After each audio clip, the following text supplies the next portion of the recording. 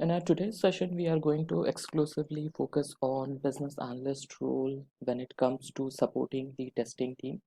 That's the reason why the name of the session is Business Analysis and Quality Assurance.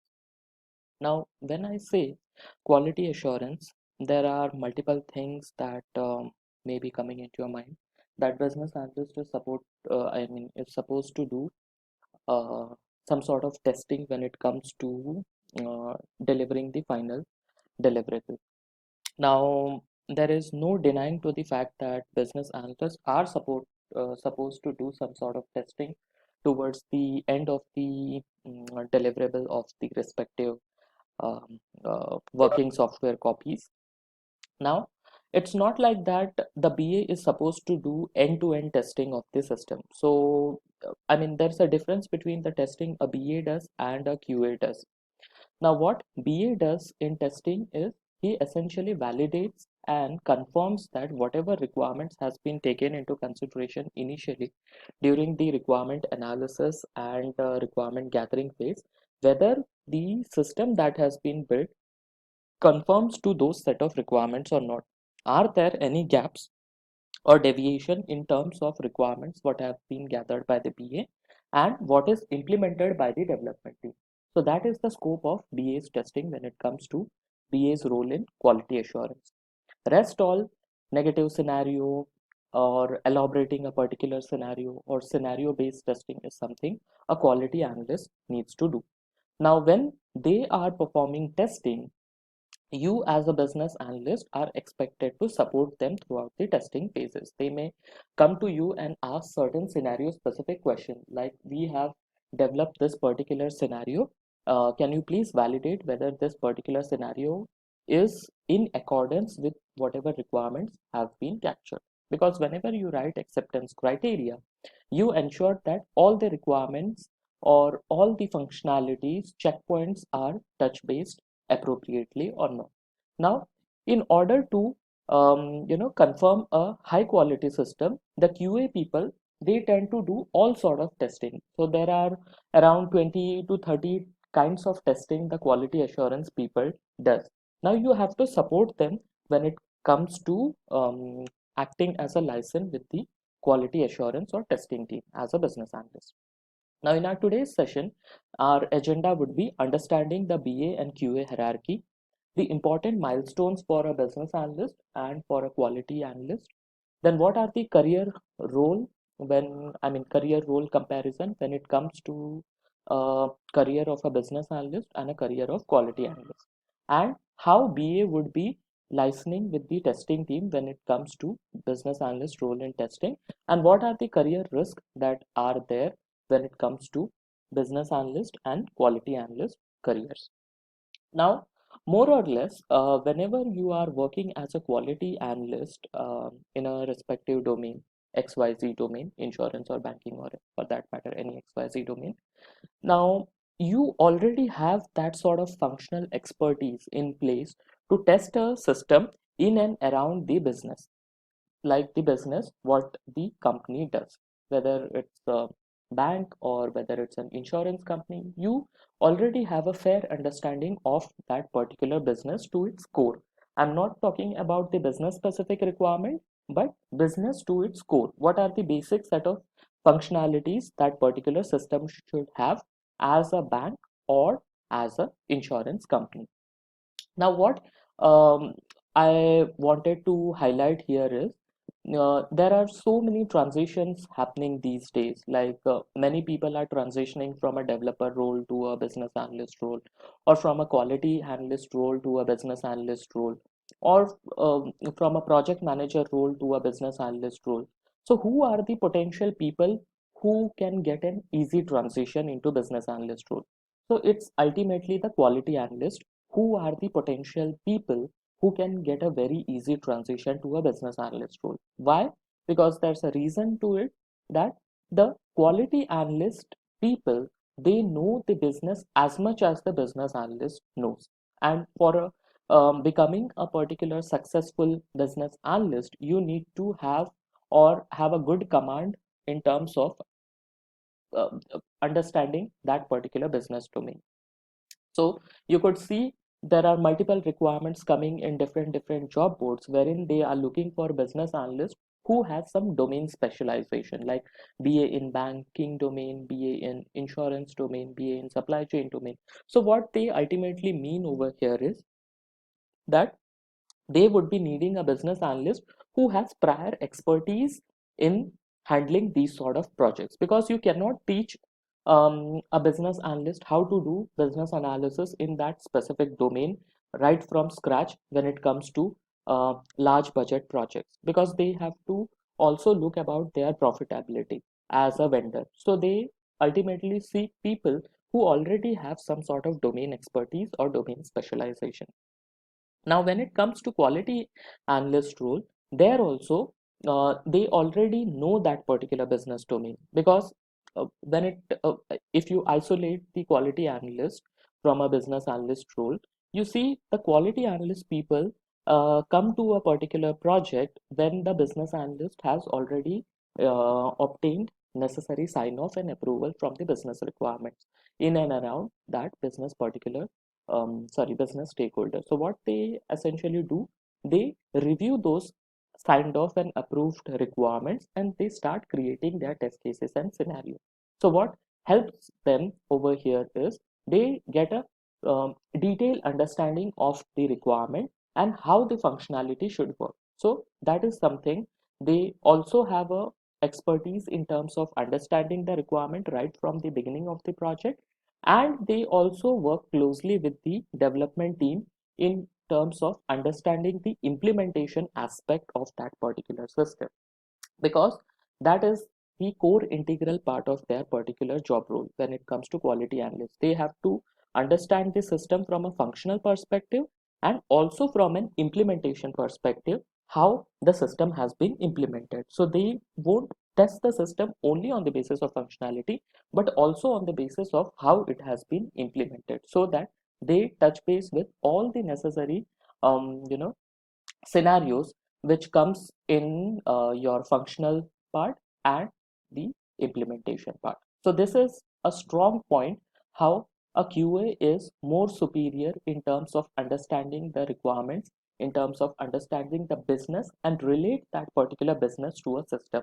And that is how the QA role is considered very important in a particular project. Irrespective of how many QA people they would be having, the role is very important, because they are ultimately the validator of the particular system, or they would be giving the sign off around what is implemented and whether the implementation conforms to the business requirement or not. Because tomorrow if a business stakeholder catches something in UAT that this is not working as per the agreed requirement, QA people are the first point of contact who would be contacted why this has been not tested appropriately.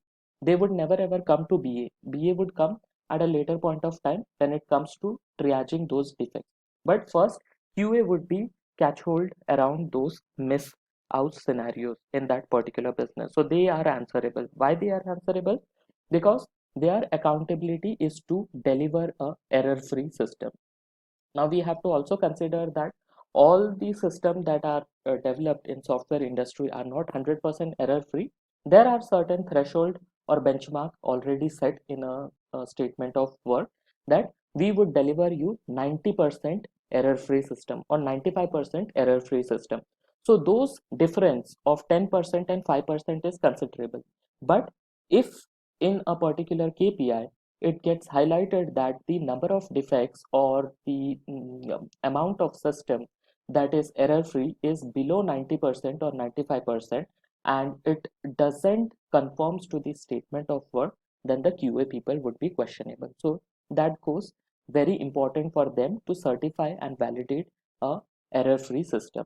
And in order to help them, they always touch base with the business analyst people who ultimately help them understand the requirement from different scenario perspective, not from implementation perspective, but from functional scenario perspective. Now before we begin our session, we need to first understand the BA and QA hierarchy.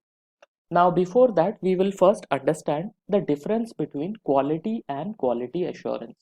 Now, what is quality and what is quality assurance? Now, when it comes to quality, if you Google around the definition of quality, what it would give you as a search result, if you define the word quality, what the search result would talk about. So, it's an condition, or it's an situation wherein you have to understand the behavior of different people, and you need to understand whether all those behavior or condition are properly satisfied in the implemented software product or not. So we ultimately ensure that the quality or the functionalities that we are delivering to our customer meets the necessary set of criteria or meets the necessary set of quality checks. So if, for example, if you are dealing with a particular, to give you a very simple example, if there is a cell phone manufacturing company, so they have to ensure their quality standards are well maintained. So a particular cell phone that you see on your hands has to go through different quality inspection or quality check, right from your hardware quality check till their software quality check, durability quality check, security quality check. There are different quality checks or quality gates that has been established when it comes to confirming the quality of the final end product. Similarly, in a software context also, we have to go through different quality checkpoints, like the QA quality, the overall quality assurance, then the system integration testing quality, when you integrate different modules to make the system work as a whole holistically. You ultimately join all the disconnected pieces into one connected piece and start checking and validating that particular quality. Then it comes to your what I would say, patch quality. Patch quality is like any missing functionality which is impacting a particular business, and if you have to, give that missing functionality in the shortest period of time, what you do, you issue a patch. So you have to check whether the system is working as a whole or not, whether it's regular quality testing or system integration testing, wherein you combine all the different parts into one part and test the system end to end as a whole, or you do a regression testing wherein your older version of system is checked before delivering the newer version of the system, in order to ensure that whatever functionality was working in the older release, they those functionality are still working in the newer release as well, since we have added few more functionalities in the newer release. So ultimately, towards the end, what you do, you certify that particular product. Now, when you certify that particular product, you essentially give an assurance to the business that this product is certified. We have ensured the right amount of quality assurance has been achieved for this particular software product, or for any industry, for any end product, you ensure the right amount of testing has been conducted, so that this particular product is certified to be durable in a longer run. So that's the difference between quality and quality assurance. When you certify a particular product, that is your quality assurance. Now, what's the difference between quality analyst and business analyst? Like we already discussed, the roles are very much similar. Only thing is that their scope is different. A quality analyst would be focused on the quality aspect of the system, that is, they would come into picture during the testing phase, whereas business analyst would come into picture during the initial analysis phase. So quality analyst stays towards the end of the project, while business analyst stays towards the start of the project. So that is some difference that you could find in the role of quality analyst and business analyst.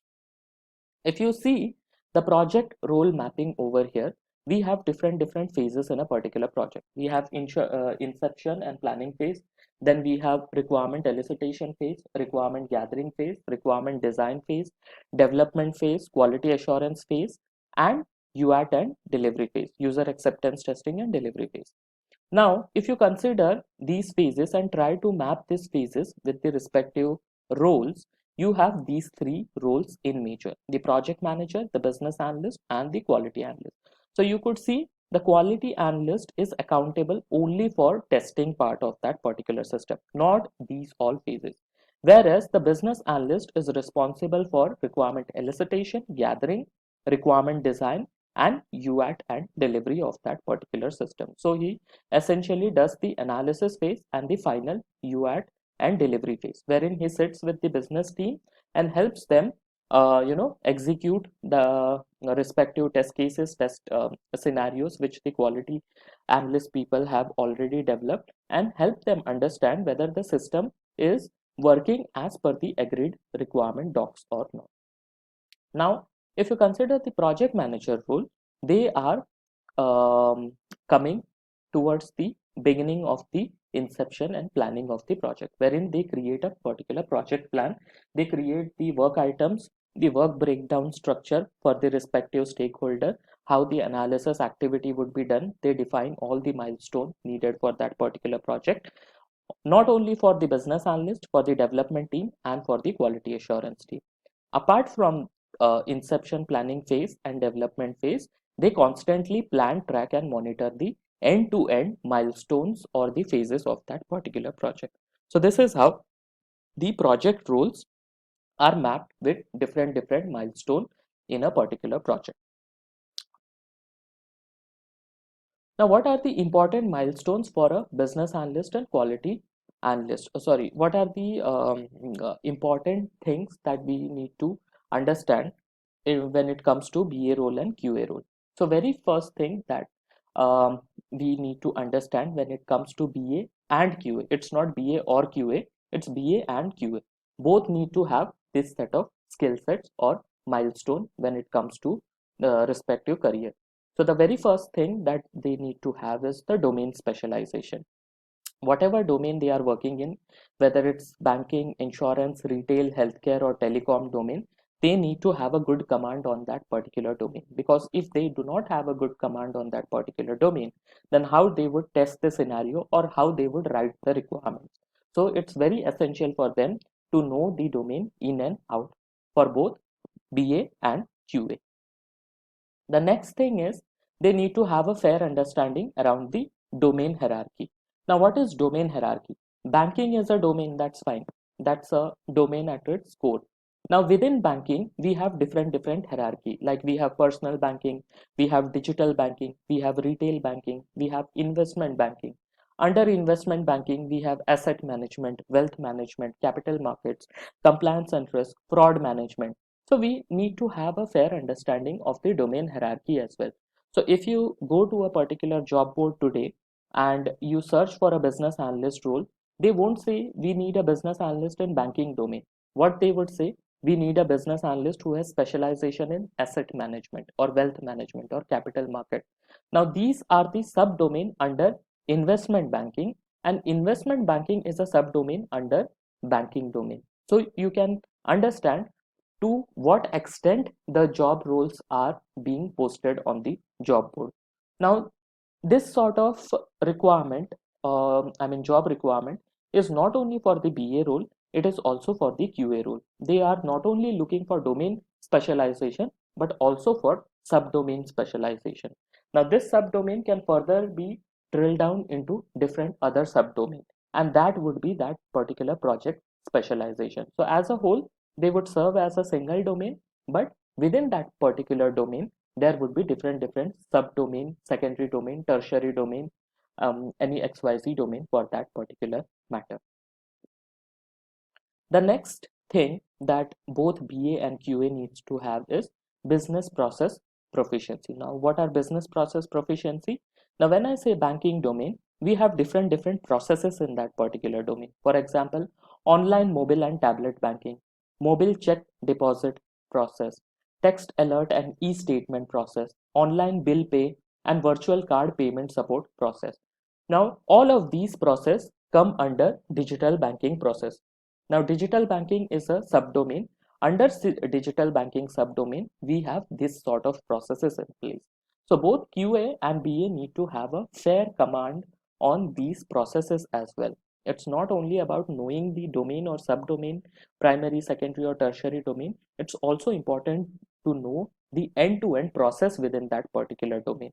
If a BA knows the domain at a very high level, or the QA knows the domain at a very high level, and he is completely unaware about that particular process, then I, being a recruiter, would never ever entertain those people. Why?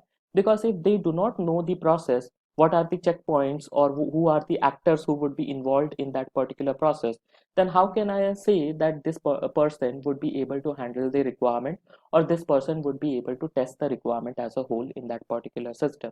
If you consider the online mobile and tablet banking, there are different processes. There are multiple users who would be using this online mobile and tablet banking. We need to check the system around the concurrency, latency.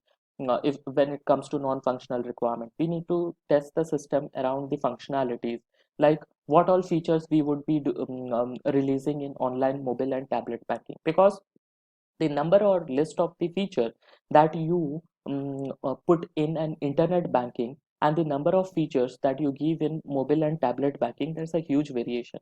Because in internet banking you can give n number of processes, business processes or features to the customer, but since the size of the screen of mobile or tablet is too small and there is a different technology associated with it, we cannot give the same set of features that are available in internet banking to the user who are using mobile banking or tablet banking.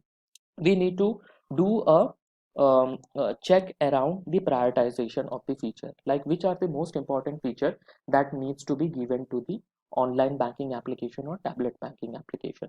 So if we are supposed to make those decisions, before making those decisions we should be aware about those processes, right? Without having a fair understanding about those processes, how can we make such decision? So that's the reason why we need to have a business process proficiency when it comes to working as a BA or QA both. Like I said, when it comes to subject matter expert, here I am talking about domain subject matter expert, not the implementation subject matter expert. Um, Both QA and BA are eligible candidate to become a subject matter expert in a longer run. Why? Because they have a fair understanding about gathering the requirement and testing the system in and around those particular domain. Now, even if it's a implementation subject matter expert, that's no issue. Both BA and QA can be a implementation subject matter expert, provided their role is techno-functional in nature. Now, next thing that is common around BA and QA is the documentation proficiency.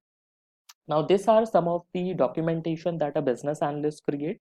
The high level documentation like BRD, the low level documentation like your functional specification document, or detailed documents like a business case, UML, wireframes, data modeling, business case, process modeling, any test driven development document. So these are some of the document proficiency that the BA is supposed to have when it comes to their career role.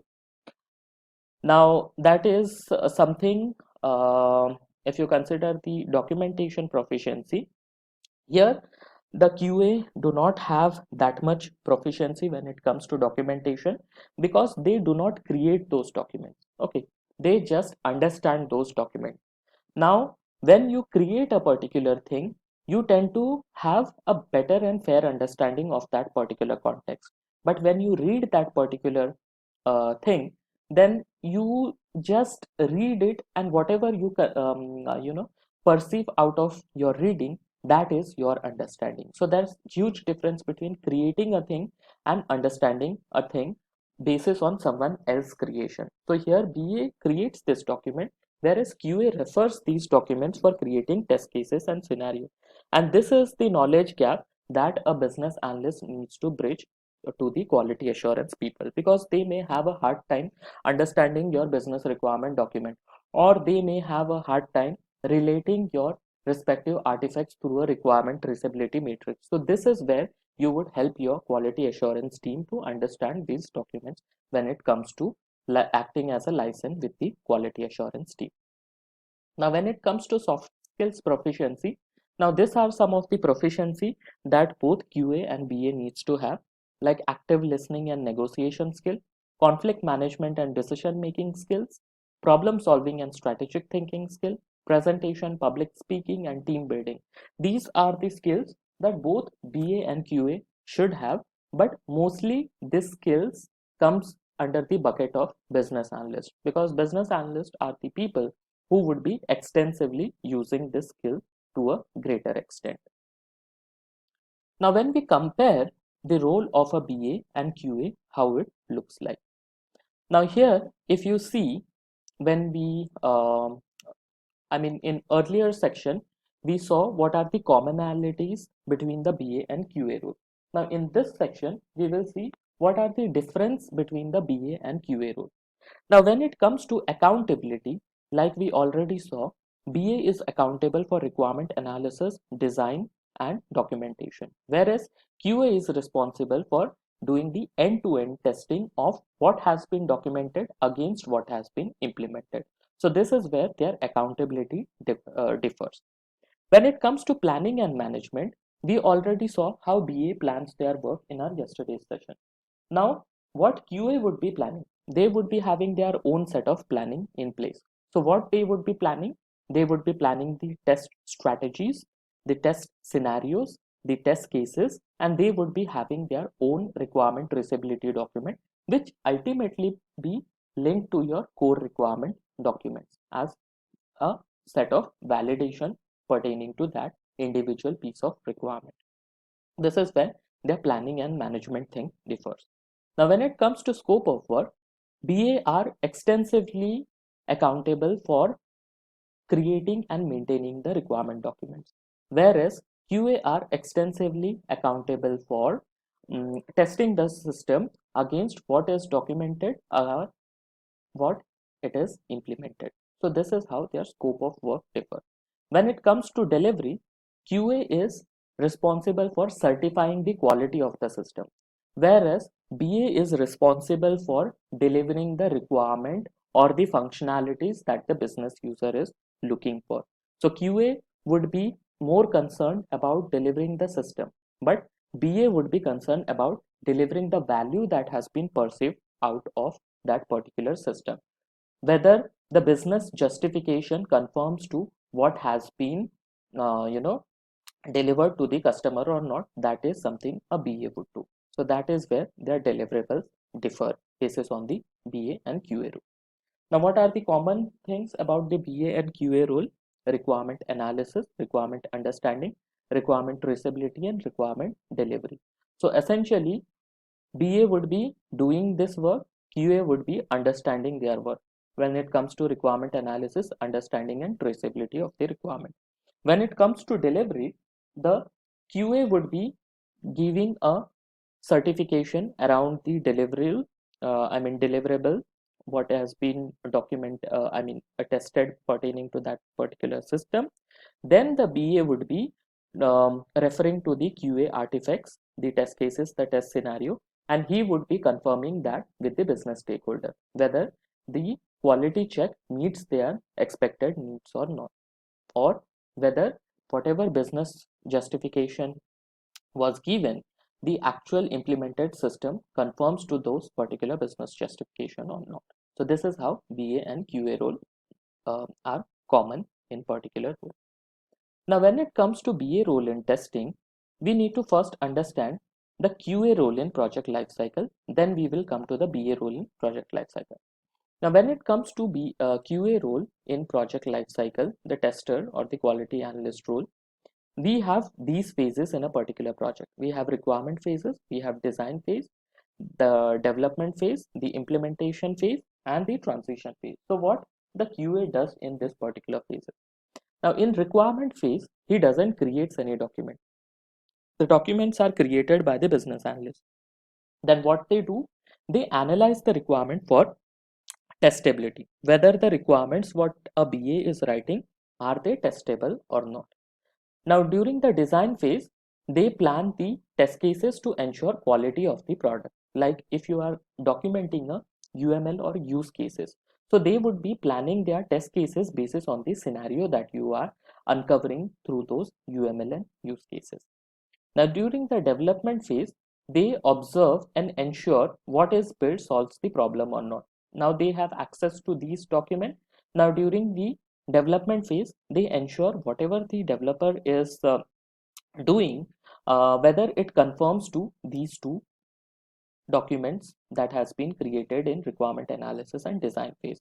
So this is ultimately the first level of testing the QA does after the developer deploys their code to the testing environment. They do the testing and they ensure that whether this quality of the code would ensure customer satisfaction or not.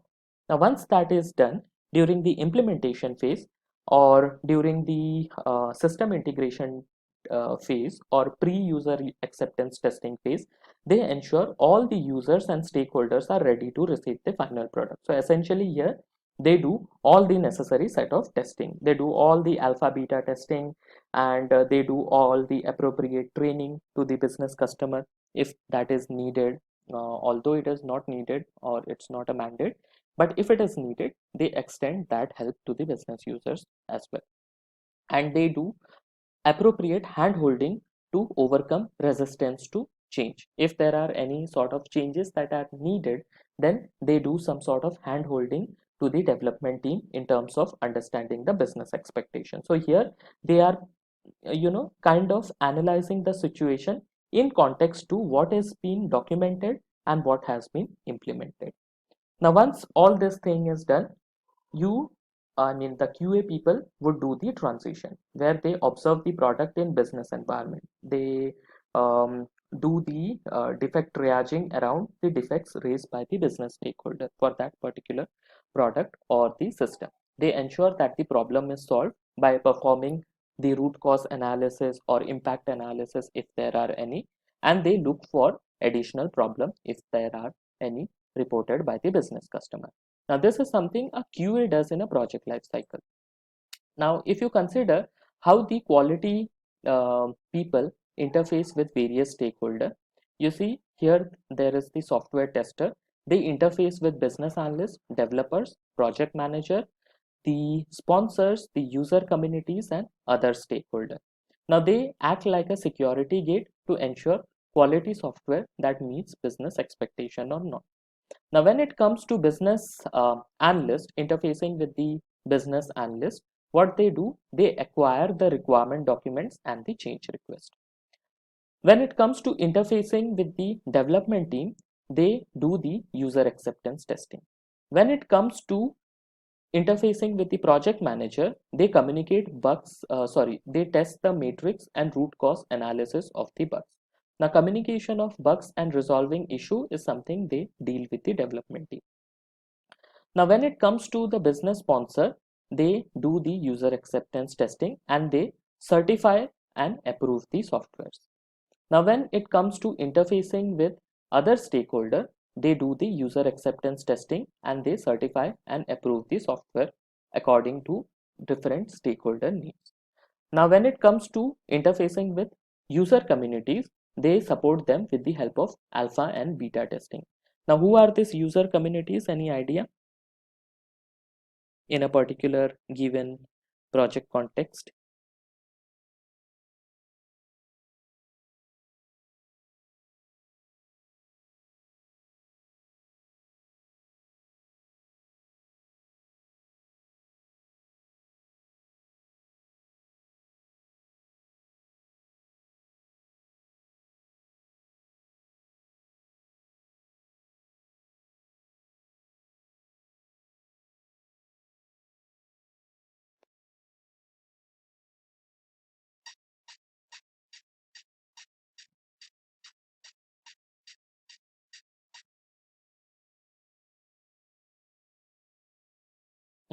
Pradeep, if you are speaking, I cannot hear you.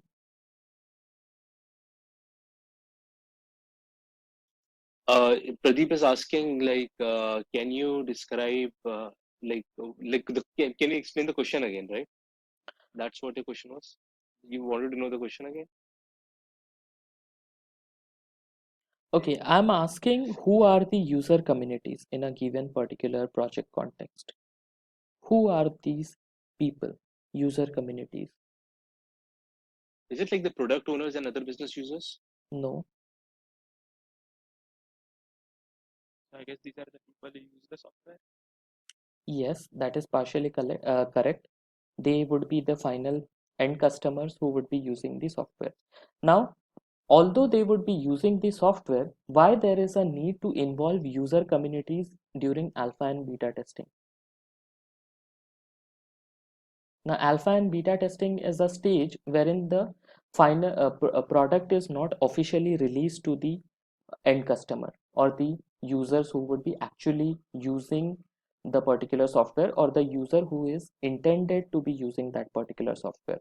It is not a official release, but it is available for the user community. So if you recollect, this Android system, before making an official launch, they run a program wherein you can install their newer version of Android into that particular program, and you can start testing the particular release of a software even before their official release of that particular final software. So what they are doing essentially, they are randomly selecting group of people, maybe 30,000 or 60,000. They don't release this product to a mass number of people. Only people who registered their interest for testing this software before its official release are allowed to install this particular software and start testing it. So what is the benefit of user communities testing is they get real-time feedback around that particular system. Like once the software is installed and released to the released and installed in the end user system, what are the challenges they would be facing, or are there any roadblock in the system they are developing which they are planning to release to everyone in a given period of time in coming 3 months or 4 months. So what they are doing, they are involving a huge community of users to test their product before their official launch, so that it gives a realistic perspective around where they stand when it comes to incrementing that particular product. So if you see Apple software, the iOS software, they are released to a specific group of users before their commercial launch. Same case goes for Android users as well. Before going for a commercial launch, they invite users to be part of their you know upgrade program, wherein before the official release of that particular version of that particular software, they get their hands on how the software would look like. So what they essentially do, they help the company to build a better product by giving constant feedback. So feedback is not like they have to log or send an email every now and then.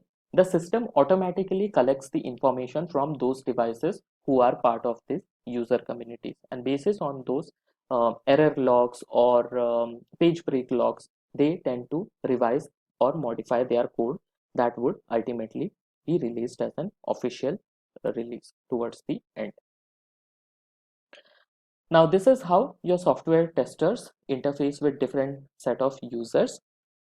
Now these are some of the testing that the QA team does: the acceptance testing, the black box testing, the compatibility testing, the conformance testing, the functional testing, integration, load testing, performance testing, regression, smoke testing, stress testing, system testing, unit testing, and white box testing. Now, can anyone tell me what's the difference between black box testing and white box testing? This is a very common testing that QA people do in a given project scenario.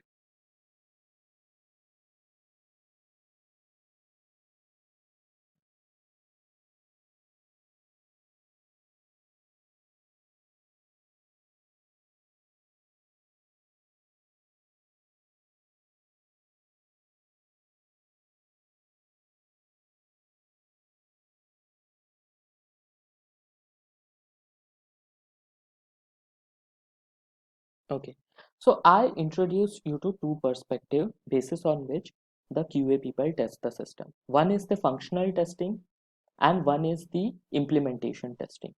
So black box testing is something wherein you are testing the system functionally. You don't care about how the system is coded internally. You don't even touch base how the system has been implemented. So what you are doing a black box testing, wherein you are testing the system functionally. When you start testing the system the way it is implemented, that sort of testing is called as white box testing, wherein you test the system around the internal working, how it has been implemented. For example, the user sends information, submits as a particular form in the UI, whether all the form information that has been added or entered in the UI, the same set of information is going to the database or not. You would fire a query and you would check the database. So what you are doing over here is you are doing a white box testing, wherein you are testing the end-to-end implementation of the system. You are not testing the system functionally. Functional testing would be, okay, the user is able to submit the information. You don't care about what's the information that's going into the database. But when you go a step further, it is where you are doing white box testing, wherein you check the authenticity of the information that it is getting submitted, and the same information is getting submitted on the database which is entered by the user from front end with the help of SQL queries. So that is the difference between black box and white box testing. Now, what is compatibility testing? Any idea?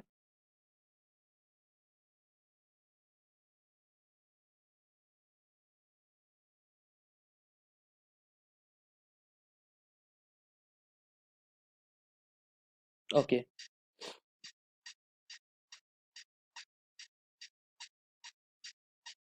I'm not sure if someone is speaking. I cannot hear the person.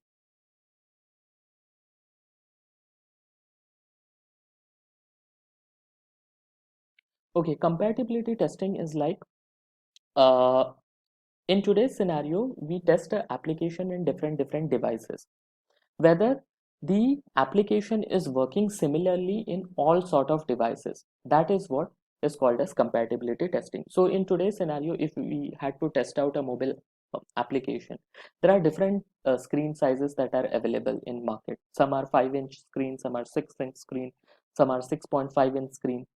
The UI has to be flexible in all the devices. It shouldn't be like it is growing, shrinking basis on the size of the system. So what we are doing over here is we are checking the compatibility of the system around different screen sizes. For that matter, if you are opening an application in a tablet interface, it should, what I would say, uh, resize itself to the tablet screen. It shouldn't shrink, or it shouldn't be cut in those particular big screen devices. So that is something we do compatibility testing. Another sort of compatibility testing is testing between different browsers. Like the application when opened on Google Chrome, and when it is open on Internet Explorer or Microsoft Edge browser or Mozilla Firefox browser, there shouldn't be any difference between the way it is being rendered in those particular browsers. So what you are doing over here is you are doing a compatibility testing. So this is a huge thing that QA needs to do. In fact, we initiate different projects for it, for testing the entire application in different browser in software industry, wherein we take 6 to 7 months of time to complete the entire testing, because we cannot test the system, parallelly in the same PC or laptop. We need a different environment for testing this system and real practice. So first they would phase out that first 3 months. They would be testing the application in Internet Explorer. Next 3 months they would be testing the application in Microsoft Edge. Next 3 months they would be testing the application in Google Chrome. Next 3 months they would be testing the application in Mozilla Firefox, and so on. They have to phase out these compatibility testing phase. They cannot go about testing everything together at the same time. So what happens over here is we are testing the compatibility around different devices and different browsers that are available in market, so that our application works the exact same way in different scenarios.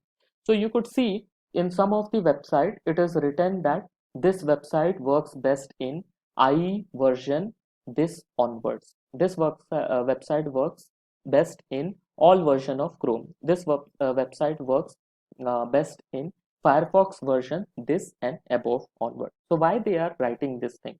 Because they have certified their product is working on those versions. They cannot guarantee about the products if they are opened or accessed in a version which is lower than what they have certified. So that guarantee they cannot take at this point of time. There may be some system who are working on lower version of the web browser, but the browser wherein they certify, they include that version number as the certified version number. They cannot guarantee about any past version number. That's the reason why they write that line. Now, acceptance testing is something that is derived out of your acceptance criteria.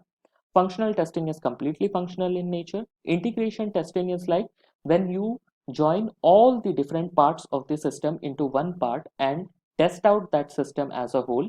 What you are doing essentially is you are integrating different components of the system and testing it out as a whole. So that is integration testing. Now, load testing is like every server is associated with a specified amount of bandwidth. Now, if you increase the bandwidth, how the system would behave, how the behavior of the system would do, that is something your load testing would uncover. So, load testing, how it happens essentially in industry is like they don't sit in that particular system throughout the day for load testing. The ideal approach for load testing is what they do, they run the script, they while leaving the office they start the script, and when they come to office on the very next day they tend to find what are the matrix they derive out of that particular load testing that was running throughout last night. So they start the testing and they leave the system and they go back home, and next day when they come to office they find out where all the system failed and which are the criteria that needs to be taken into consideration when improving the load part of the system. It is never done during the daytime. It is started while leaving the office, and all the results are uncovered in the next morning. Then same thing for performance testing and performance testing as well. Regression testing is like you have release 14.1 and you have release 14.2. Now you have released 14.2 to the customer. Now before releasing 14.2, there are some new functionalities that you are delivering to the customer through release 14.2. Now you need to also ensure that the functionalities that were delivered in release 14.1, they are untouched or they are not breaking. So what you would do, you would do a regression test wherein you would test out all the releases, not only 14.1, right from release 1, 1.1, 2, 2.1, 3, 3.1, all the releases, whether all the functionalities are working at a high level or not. So that is regression testing. Now what is smoke testing? Smoke testing is like once you release the newer version of the system to the production environment. Let's say you released a particular system version 14.2. After releasing that particular system, you need to do a quick check of the system, maybe a 15 to 20-minute testing, whether the deployed code is working properly or not. Why you do a smoke testing? In order to ensure whether the system is not hampered by your newly deployed code into the production environment. If you find any issues, what you do, you immediately roll back that deployment. So that is the reason why you do smoke testing. Then stress testing is like very similar to load testing. You tend to give additional load into that particular system, or you tend to amplify the decided capacity of the load that was decided for that particular system. Now, when I say amplifying a particular capacity that is decided for that particular system, let's say we have a requirement that 100 concurrent users should be able to access the system. Now, what if I case instead of 100, I make 150 users to access that particular system? So essentially, I'm amplifying that capacity of 100 to 150. So that is what you do in stress testing. Now, system testing is very similar to your functional testing, but it is more from a system perspective. And unit testing is something the development team does, and white box testing we already discussed. So these are the types of testing a quality assurance people the people are supposed to do.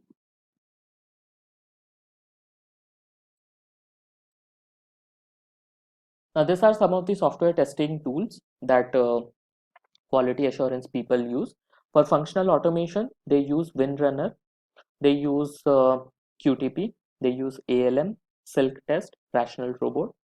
And if it comes to load testing, they use tool like Load Runner, Silk Performer, Rational Performance Tester, WAPT.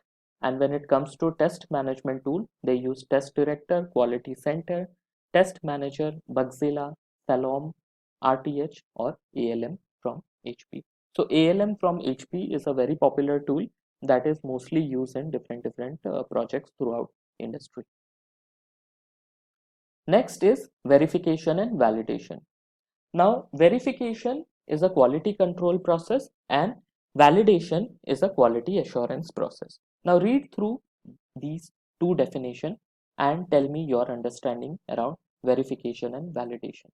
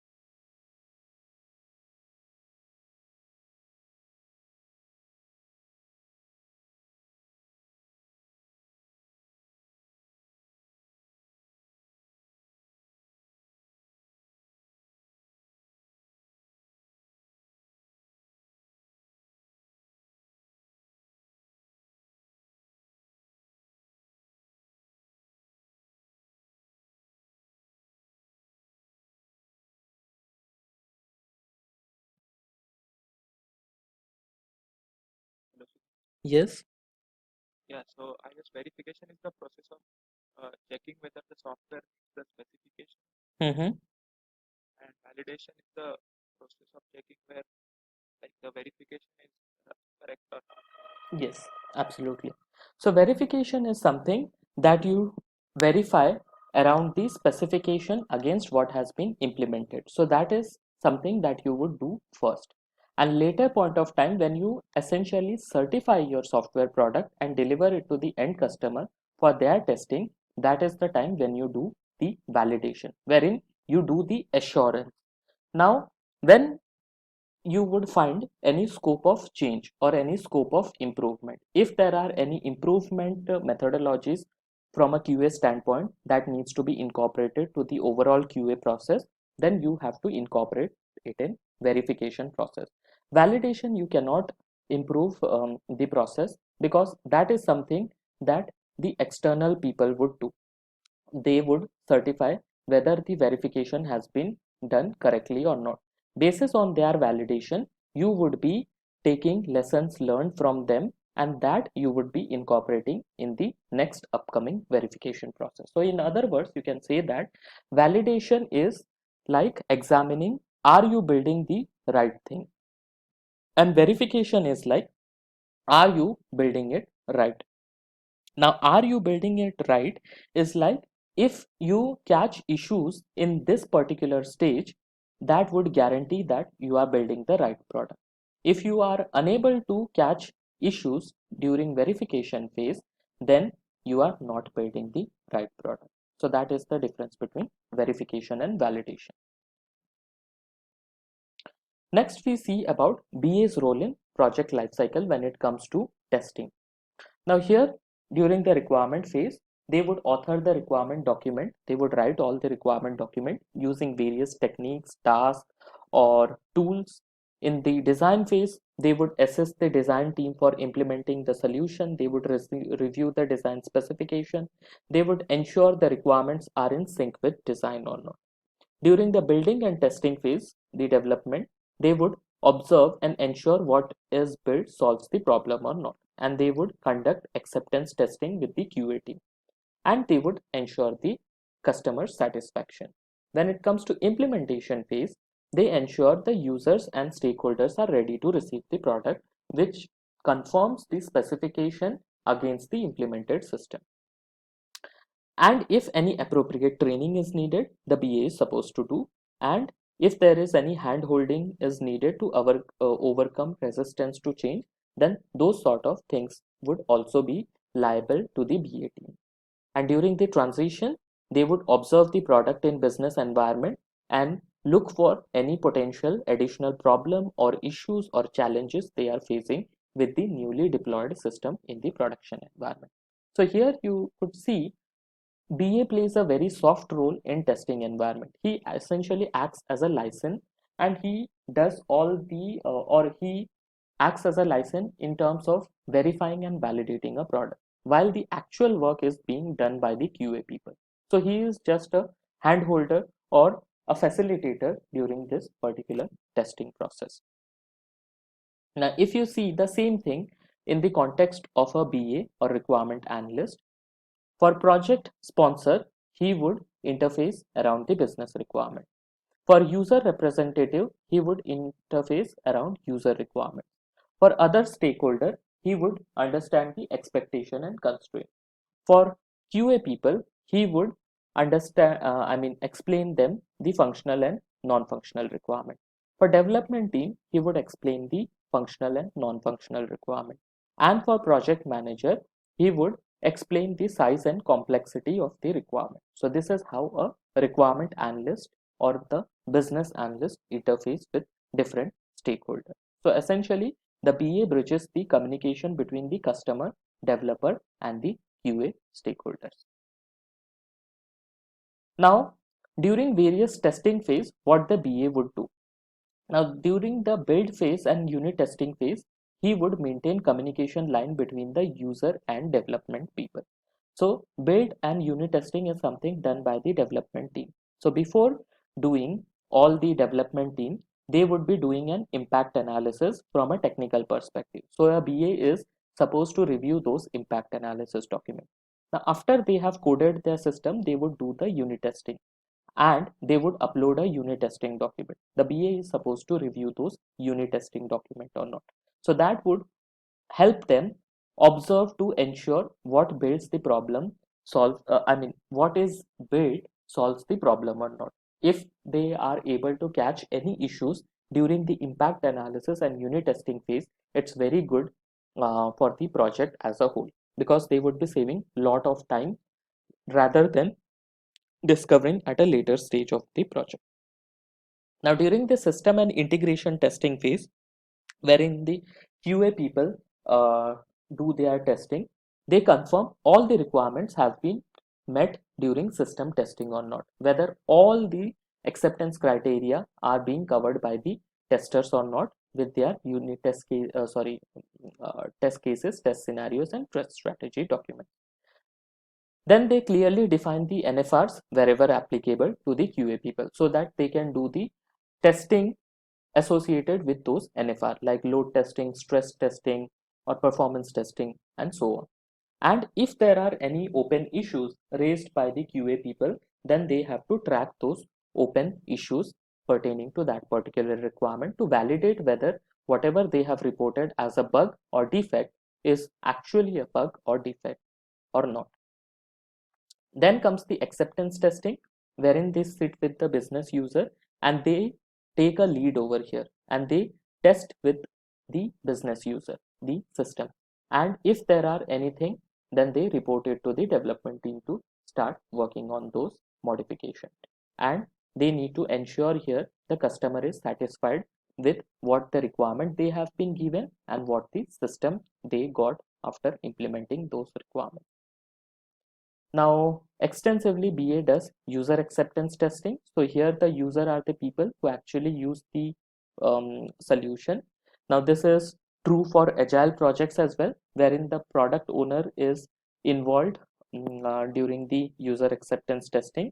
Acceptance testing is like I said, not all systems are 100% perfect or 100% error free. They need to negotiate around the acceptance of those functionalities or the deliverables. If the statement of work says that 90% of the system should be error free, then they have to ensure that acceptance is achieved during the acceptance testing.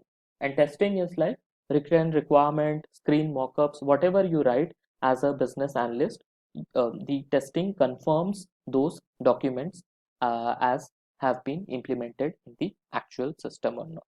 So these three things together uh, terms as user acceptance testing. Now, when it comes to business analyst role in user acceptance testing, here we have to identify who all would be the user acceptance testing phase testers, who would plan the user acceptance test cases, test scenarios, who would determine when to do user acceptance testing, and how we need to deliver business value through user acceptance testing. So these are the four things or four important activities or tasks a business analyst does in user acceptance testing. Now, when it comes to career risk for BA and QA, there are certain career risks that are associated in both BAs and QAs as a uh, uh, Hey, Sunil, yeah. can you give us some examples for the UAT? Like, can you give any scenarios, like real-time examples, which we have seen, like for a specific project? What kind of like suggestions you give for quality testers and stuff? So whatever requirement you write, it's not a scenario, it's a process rather. So whatever you requirement you write, whenever it is implemented into a particular code, it has to go through a user acceptance testing. So it's not a scenario. Scenario is not the right word. It's a process that you have to follow. So every software project has to go through a UAT phase, because that is where the business would understand whether whatever requirements they have given, the implemented system works according to that or not. For example, if I say that I have initiated a project for eliminating the agency commission.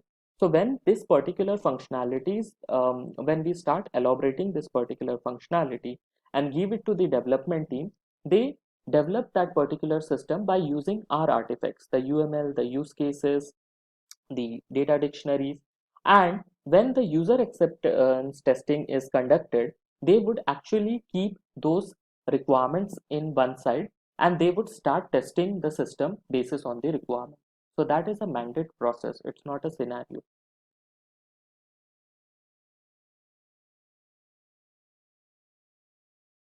Okay. So what are the career risks when it comes to both BA and QA career? So emerging technologies. So whatever BA role that you see in today's um, market situation, this is bound to stay for let's say another 5 years or maximum 10 years. After 5 years or 10 years down the line, you won't see a business analyst doing only the requirements. They would ideally be involved in many other aspects. The reasons are this thing: the emerging technologies, the complex business processes, the customer demands, the technical competencies. Like I already said, that if a BA is techno-functional in nature, it's really good for them if they know the technical aspect of a particular system. Or for that matter, if a BA is functional in nature, it's really good for them. They can go to any organization and sit at the domain competency level or head a domain competency or a practice of that particular organization. But if a BA is a regular BA who is a regular requirement engineer, it doesn't help them for surviving in a long run if they are not upgrading themselves with the emerging technologies. When I say emerging technologies, there are many technologies, like you have robotic process automation, chatbots. So we have our dedicated competency. I'm talking about my real life situation that is going in my company. So what they have done, they have established a core competency in robotic process automation and chatbots, because these insurance company, they are heavily investing on robotic process automation and chatbots, which help them reduce lot of cost, probably up to 50% as well. So what they are doing, whatever common processes are there, they are automating them.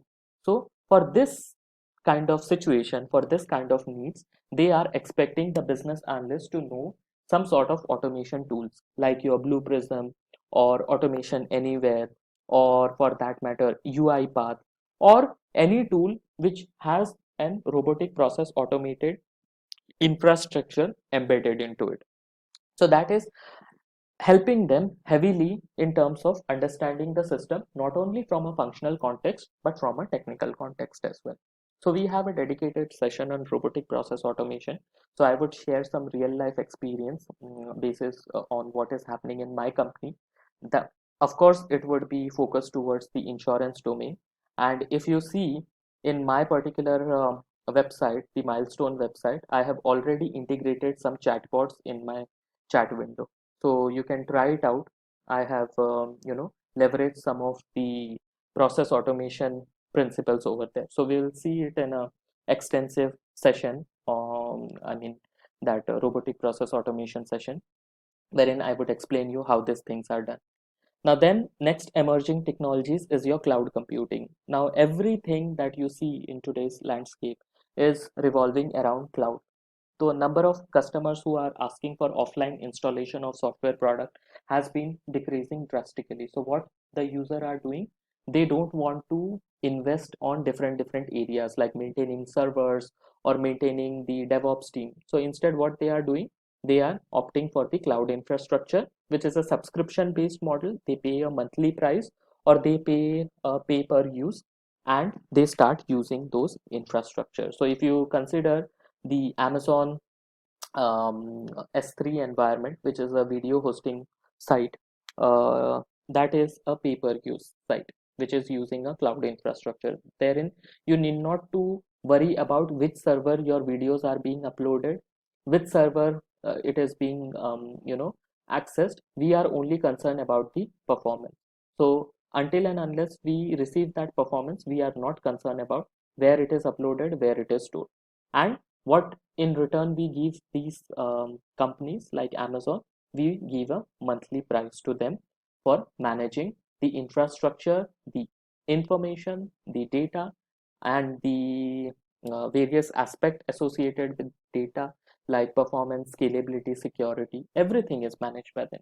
In return, what we do pay them a monthly subscription price. So that ultimately brings down the huge cost into smaller cost that we could actually afford. So most I mean some of my videos are also uploaded on Amazon S3 servers. We will see how those things work, what are buckets, when I introduce you to the cloud computing aspect under business analysis. So if you see IIBA, they have been heavily um, you know um, including some of the chapters in their perspective sub area in their Babok itself, wherein they focus on these emerging technologies like cloud computing, business analytics, data warehouse, then machine learning, then robotic process automation, which helps or would be a future area of expertise for business analysts. So whatever course you are doing today, that would may become obsolete after 5 years or 10 years. You have to constantly keep yourself upgraded. And I would always recommend you, in order to mitigate this risk in business analyst career, have a technical edge to your profile or have a functional edge to your profile. Either stick to a particular domain or stick to a particular technology. It would definitely help you in a long term. Now, same thing for quality assurance career as well: automation, emerging technologies, complex business processes, and technical competency.